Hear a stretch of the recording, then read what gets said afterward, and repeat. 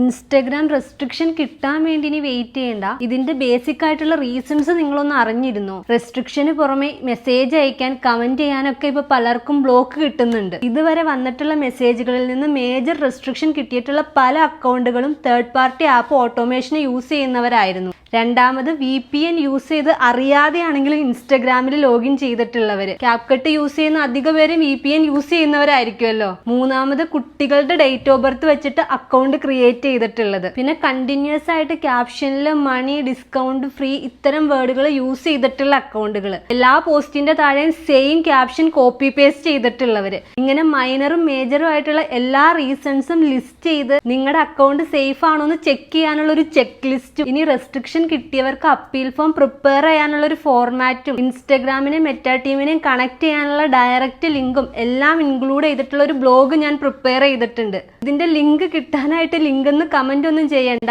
എന്റെ പ്രൊഫൈലിൽ story ഹൈലൈറ്റിൽ blog എന്ന് പറയുന്ന സെക്ഷനിൽ ഇതിന്റെ ലിങ്ക് കൊടുത്തേക്കാം. അപ്പൊ ഇത് യൂസ്ഫുൾ ആവുന്ന ഫ്രണ്ട്സിനെല്ലാം ഇപ്പൊ തന്നെ ഷെയർ ചെയ്തോ. പേജിൽ നിന്ന് എക്സിറ്റ് ആവുന്നതിന് മുമ്പ് പേജ് ഒന്ന് ഫോളോ ചെയ്യാൻ മറക്കണ്ട.